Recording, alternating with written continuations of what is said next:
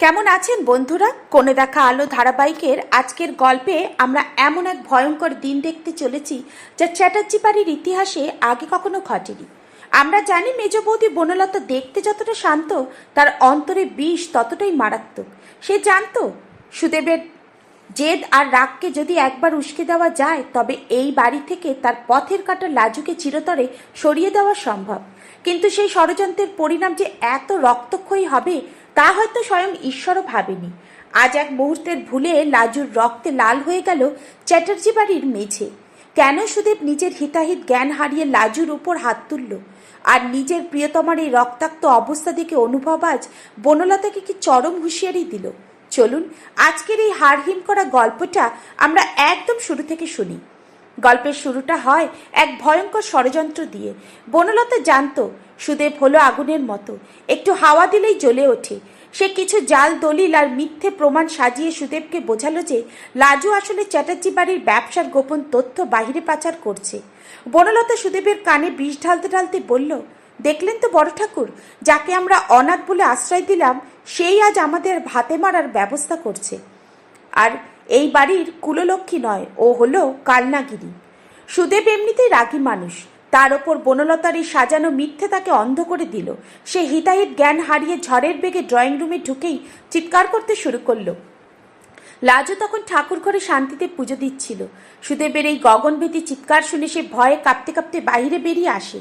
সুদেব তখন বাঘের মতো গর্জে ওঠে, লাজুকে একের পর এক নোংরা অপবাদ দিতে থাকে। লাজু কিছুই বুঝতে পারছিল না, সে শুধু অবাক চোখে তাকিয়েছিল আর তার চোখ দিয়ে টপটপ করে জল পড়ছিল। সুদেব যখন লাজুকে ঘাড় ধাক্কা দিয়ে বের করে দিতে চাইল, ঠিক তখনই এক চরম অঘটন ঘটে গেল। সুদেব লাজুর হাত ধরে এক সজোরে হ্যাচকা টান দিল। লাজু সামলাতে না পেরে ছিটকে গিয়ে সিঁড়ির ধারালো কোণে আছড় খেয়ে পড়ল। মুহূর্তের মধ্যে এক বিকট শব্দ হলো আর লাজুর আর্তনাদে কেঁপে উঠল পুরো বাড়ি। লাজুর কপাল ফেটে ফিনকি দিয়ে রক্ত ছুটতে শুরু করলো। সাদা মার্বেলের মেঝেটা মুহূর্তের মধ্যেই টকটকে লাল রক্তে ভেসে গেল। লাজুর যন্ত্রণায় নীল হয়ে সেখানেই জ্ঞান হারিয়ে লুটিয়ে পড়ল। পুরো বাড়ি তখন এক নিস্তব্ধ শ্মশানে পরিণত হয়েছে। সুদেব নিজের হাতের দিকে তাকিয়ে পাথরের মতো দাঁড়িয়ে রইল। তার রাগ তখন এক নিমেষেই জল হয়ে গেছে। সেখানে দখল নিয়েছে চরম আতঙ্ক। সে ভাবেনি তার এক মুহূর্তের হঠকারিতা এমন এক মৃত্যুসম কাণ্ড ঘটিয়ে দেবে। সে বনলতা এই ষড়যন্ত্রের হোতা ছিল, সেও এবার ভয়ে কুঁকড়ে গেল।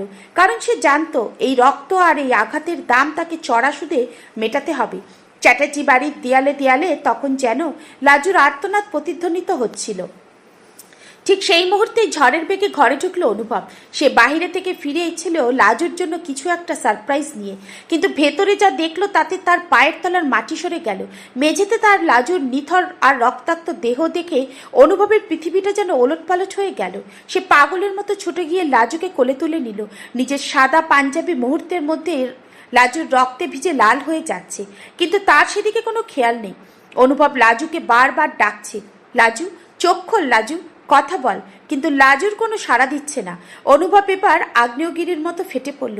সে সুদেবের দিকে ফিরে এমন এক রৌদ্রমূর্তিতে তাকালো যা দেখে মনে হচ্ছিল সে আজ কাউকে আস্ত রাখবে না।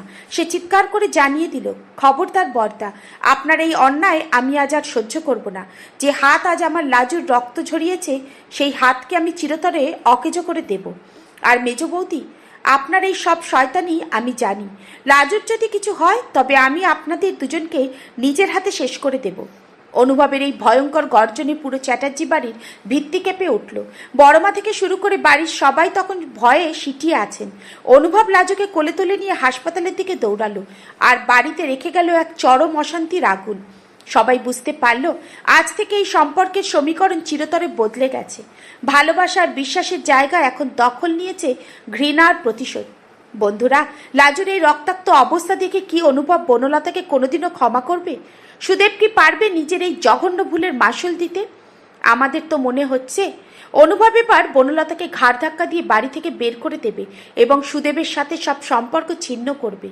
আগামী দিনগুলো এই আগুনের শিখা কার কার জীবন পুড়িয়ে ছাই করে দেয় সেটাই এখন দেখার বিষয়।